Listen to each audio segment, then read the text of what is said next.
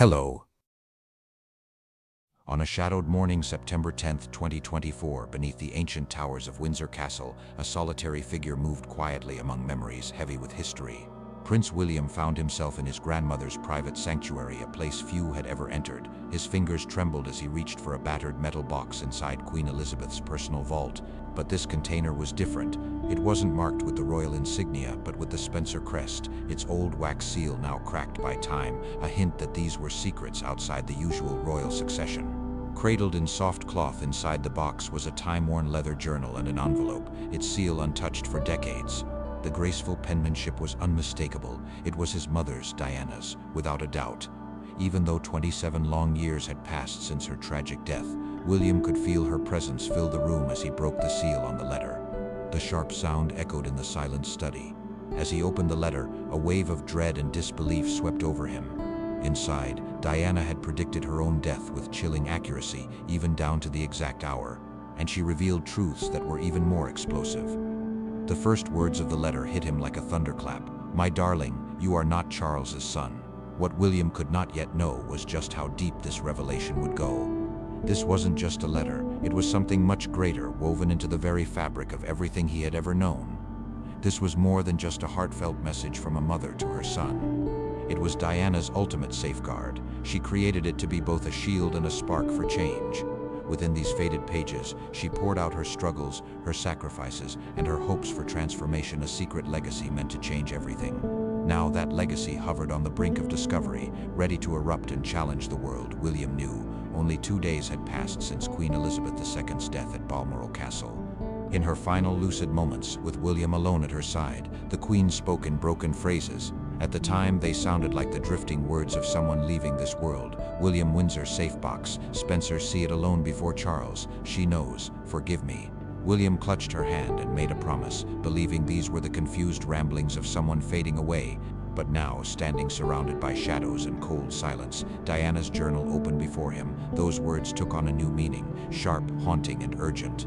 His grandmother's last act had been to lead him straight to the secret she had kept for decades. The only question echoing in William's mind was this: why had she chosen to reveal this truth, and why now? After years of silence, why did she pick this moment to finally speak up? As William turned the fragile pages of his mother's journal, the answer became clear and chilling. Diana hadn't just been worried for her safety, she had seen her end coming. With precise care, she recorded every detail, hid spare evidence, and made sure each piece would come to light at just the right moment. This wasn't just caution. It was a secret strategy, years in the making, and now William had become the key to it all. The journal chronicled Diana's world from 1982 to 1997, capturing the tumultuous years that shaped her life. But this wasn't just a collection of daily reflections. Each entry was carefully crafted, structured like a barrister's argument. There were sections for evidence, witness accounts, timelines, and detailed instructions.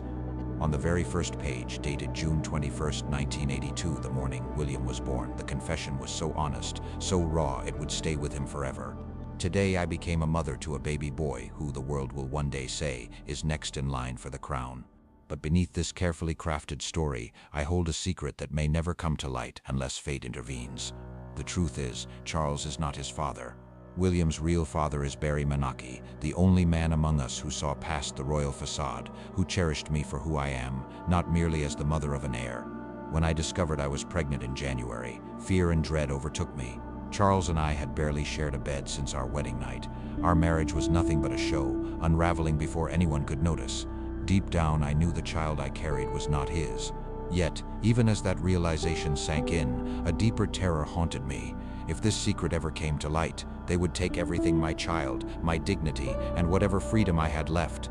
Driven by fear, I made a conscious decision in the shadows. I convinced Charles he was the father, letting him claim what was never his. This truth has weighed heavily on me, an ache I carry every day. Now I write it down, not because I hope for anything, but because I must.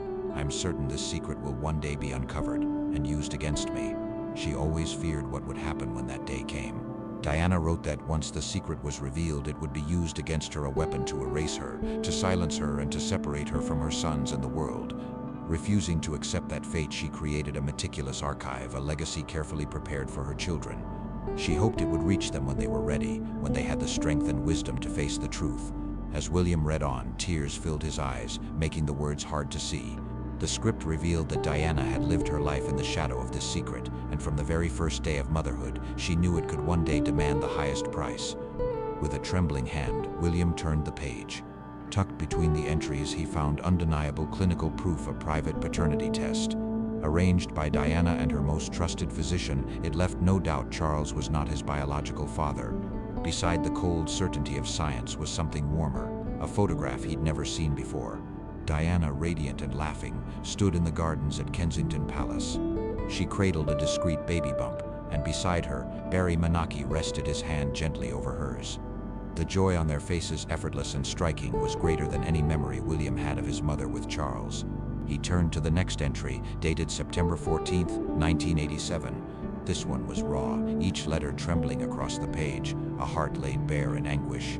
Barry is gone. They claim it was just a motorcycle accident, but every instinct in me screams that's not true. He paid with his life because he couldn't bear the burden of secrecy any longer. Just 3 weeks before, Barry told me he couldn't keep pretending. He said William deserved the truth about his parentage. I begged him to stay silent, warned him about what they might do because I knew the danger, but Barry believed some truths were worth any risk, even if it meant death. Now he's gone, and I can't shake the certainty he was murdered for what he knew. There's even a witness, a driver who saw a car deliberately run Barry off the road. But paralyzed by fear, he stays silent. I understand that.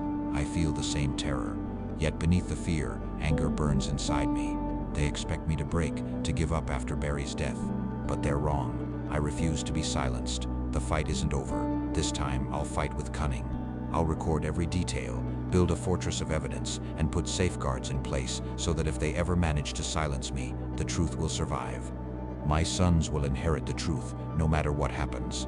But as William turned to the next section of the journal, his hands began to tremble. Here, the depth of the palace's secrets became brutally clear. The section was ominously titled Operation Coverup. Its pages revealed a strategy so ruthless, it made William's stomach turn. Diana had written about a chilling meeting in 1988. In vivid detail, she described being cornered by Queen Elizabeth, Prince Philip, and the Queen's private secretary. Their supposed concern: discrepancies in William's medical records. The truth was far darker. They had known all along that William wasn't Charles's biological heir. From the moment he was born, they watched Diana closely, waiting for a chance, just waiting for her to make a mistake big enough to erase her from the picture. Diana described the moment with stark honesty. Today they called me into the Queen's study and laid everything out as if they were negotiating a business deal. Elizabeth led the conversation. Her voice was cold and measured, leaving no doubt. She told me straight out the palace had known about Barry from the very beginning. They didn't just watch me, they monitored every moment of my pregnancy. Without my consent, they even carried out their own paternity test. Elizabeth herself revealed the results, bluntly confirming they had undeniable proof. William was not Charles's son. Then, almost clinically, she laid out the consequences. If I spoke out, they would label me mentally unstable, take away my sons, and lock me away, making sure I never saw William or Harry again. Philip's voice came next, colder than before. He said Barry's fate was a warning, an example of what happens to anyone who threatens the monarchy's foundation. Then Elizabeth leaned in, her gaze steady and unblinking. She said, "Diana, you are a Spencer. You understand the significance of bloodlines. William will be raised as a Windsor because the crown demands it. Stay silent, and you can remain in your boys' lives. That is your bargain. Accept or lose everything. There was no other choice." I accepted their offer. I kept quiet, outwardly playing the part they required, while quietly beginning to plot my own form of justice. William, overwhelmed by a tidal wave of emotion, had to stop and catch his breath. The woman he'd always seen as the ultimate example of duty and integrity had in fact threatened and manipulated his mother, covered up a death, and tangled his entire life in a web of secrets. The truth hit him hard. The family legacy, and even his own identity, were built on a lie so carefully crafted it had shaped everything he knew. But the journal didn't stop there. Diana's account continued, revealing more secrets with each turn of the page. The next entry, dated 1991, was marked with a mysterious title, Project Catherine. What William read in these pages would unravel the last thread he held onto the authenticity of his love for Kate. Diana wrote, "Today I stumbled onto something that tears at me for William's future. Sarah Ferguson, at great personal risk, managed to get documents out of the palace. These were files I hoped would help me turn the tables against them. Buried deep in the pile, I found a folder. It was ominously labeled Succession Management, Long-Term Planning. Inside, I found dossiers on a parade of young women. Each one had been chosen for her lineage, checked for emotional stability, her family reputation, and above all, how easily she could be molded. One file stopped me in my tracks. Catherine Elizabeth Middleton. Born in 1982, she was the daughter of a respectable yet ambitious middle-class family. Notes in the margins described her as the perfect match for William's future, striking in appearance, but never intimidating. She was driven, yet easily guided. Ordinary enough to make the monarchy appear modern, yet polished enough to satisfy tradition. Behind the scenes, palace planners were already at work. They were carefully designing how the two would meet at university, crafting situations so their relationship would seem serendipitous and romantic to the outside world.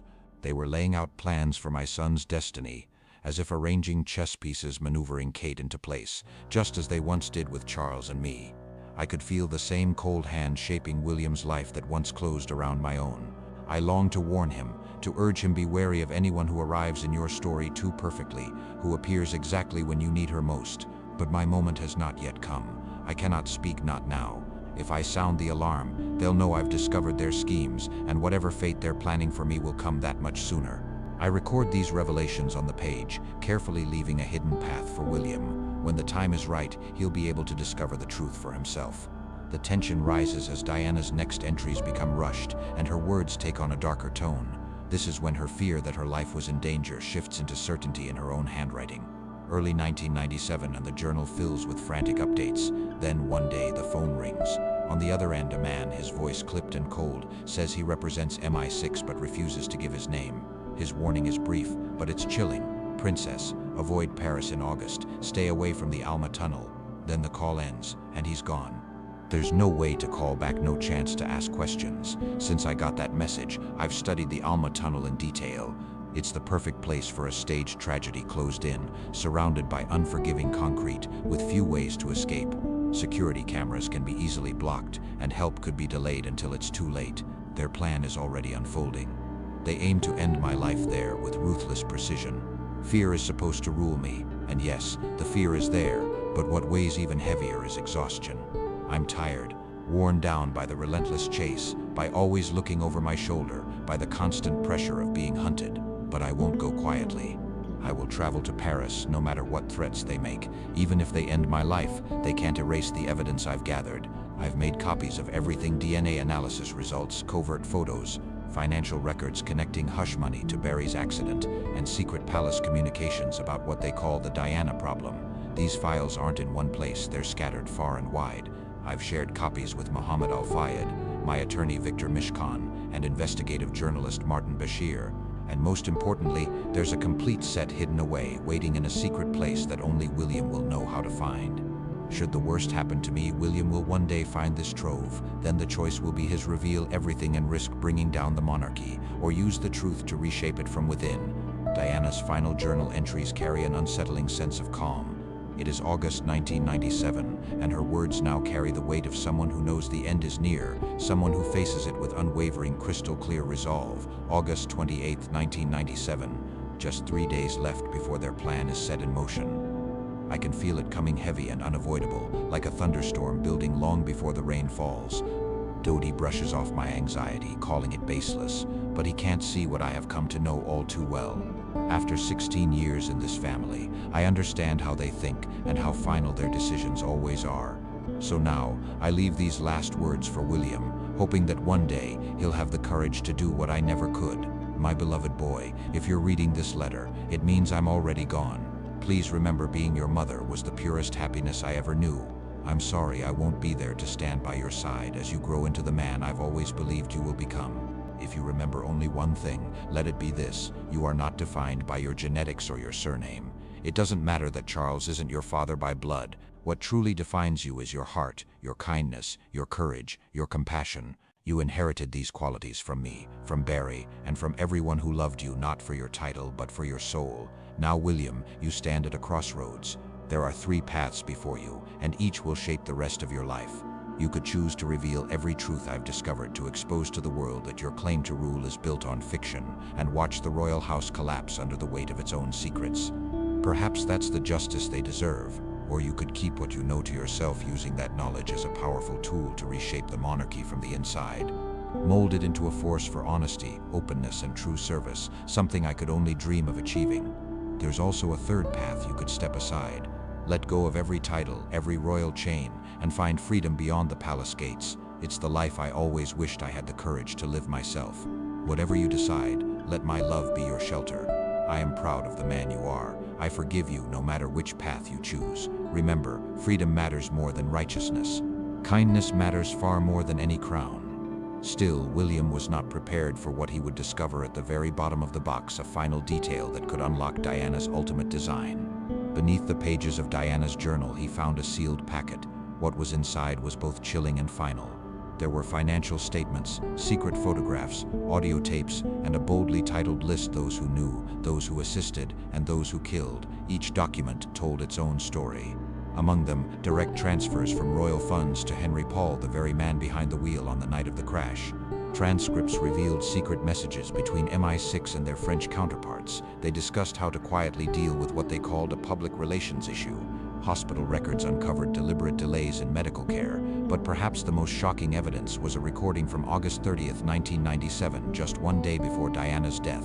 It captured Elizabeth and Philip calmly debating how to solve the Diana dilemma, and among all the devastating evidence, there was one envelope marked for Catherine. Hands trembling, William unfolded a letter from his mother. It was addressed to the woman he would one day marry, a woman Diana never met, but always suspected would be chosen for him long before love had its say. Dear Catherine, if this letter has reached you, it means you have become my son's wife. For that I offer my deepest apologies. I am sorry because your arrival in William's life was no coincidence. Your relationship was orchestrated and guided, just as mine was. Still, I hope you'll understand it's never too late to be honest with him. William needs the truth far more than he ever needed a crown. If your feelings for him are true, love the man, not the prince. Stand by his side as he uncovers the truth about his family. Help him decide whether preserving the monarchy is truly noble or if leaving it behind is the braver choice. Remember, you have more strength than you realize, simply because you entered this world fully aware of what it would cost. That was a choice I never had. Choose wisely, keep William safe, and never forget love that must hide in shadows is not love at all. But pause now. What happened as William stepped out from the study into the early morning light would set everything else into motion. With painstaking care, William returned every piece of his mother's evidence to its hiding place. Then, following her final wishes, he reached out to the only person the letter suggested might still be loyal, Sarah Ferguson. 3 tense hours later, Sarah arrived at Sandringham, her face filled with fear. She confirmed everything Diana had uncovered. Your mother knew, Sarah confessed, her voice breaking as tears streamed down her face. I was being forced to spy on her. There were photographs, Andrew and Jeffrey Epstein. The kind of images no one could survive. They threatened to release them and destroy Andrew if I refused to cooperate. So I kept them updated about Diana. At the same time, I tried to warn her anonymously. I slipped her files she was never meant to see. I let her in on palace security secrets. I was walking a tightrope, desperate to protect everyone. But in the end, I failed. Nothing I did could keep her safe. Once her fate was decided, hope faded. It was only a matter of time. Sarah reached out, her hand trembling as she found William's. There's something else, she whispered. Something Diana discovered that goes beyond your true parentage. The royal family tree. It's been carefully manipulated, generation after generation. Your situation isn't as rare as you might think. In the past century alone, there have been at least 5 separate times when paternity was called into question, scandals quietly hidden away, and truths twisted or even invented to secure certain bloodlines or cement political alliances. Deep within the palace vaults, Diana found an extensive archive documenting all of this. She was searching for these secrets when her life was tragically cut short. If you can find that archive, you won't just confirm your own story. You'll have undeniable proof that the entire royal lineage as we know it today is a carefully crafted illusion. For the next week, William pored over every document and clue his mother had left behind, determined to untangle the mystery she uncovered. Diana had found evidence of a secret archive records hidden deep within the palace vaults. She was searching for that treasure trove of secrets when her life was cut short. If found, those archives wouldn't just change William's story, they would unravel the entire mythology of the royal bloodline, revealing it as a carefully crafted illusion. Day after day for a full week, William searched through every scrap of documentation his mother had gathered, desperately trying to uncover the truth. Sarah's confession still haunted him. Her words echoed, "I chose loyalty to duty over compassion for a person, and I will regret it until my last breath." Not long after William stood face to face with his father, he pushed a page across the polished table. "You will step down in 6 months," William said firmly. "Every reform on this list will happen: open finances, truly independent oversight, full transparency for the archives, and a rewritten law of succession for the modern era. If you refuse, I'll expose everything. The world will know it all, no matter the cost." Charles didn't argue. With a steady hand, he signed the paper. On June 1st, 2025, he abdicated the throne, paving the way for King William V. Only a handful truly understood the forces shaping this historic moment. During his coronation, William pledged that the royal family would be guided by honesty and openness, a new era for the monarchy. That evening, he shared Diana's heartfelt letter with Catherine. Moved to tears, she confessed that while their first meeting had been arranged by the palace, her love for him had become real. "If you decide to leave all of this behind, I'll go with you," she promised. William embraced her tightly. "I am staying," he replied softly, "but we will transform this institution together, just as my mother wanted. The damning evidence remains hidden, its existence a secret. It stands as a safeguard for progress and will stay untouched until 2050. Every year, on the anniversary of Diana's passing, William visits the Alma Tunnel. There, he silently renews his promise to build a legacy she would be proud of. Diana's final desperate act had worked. She gave her son a power the monarchy could not defend against: the simple, unvarnished truth. Sometimes, secrets hold the power to destroy, other times, to renew. Diana's secret had the unique force to do both. Bye-bye.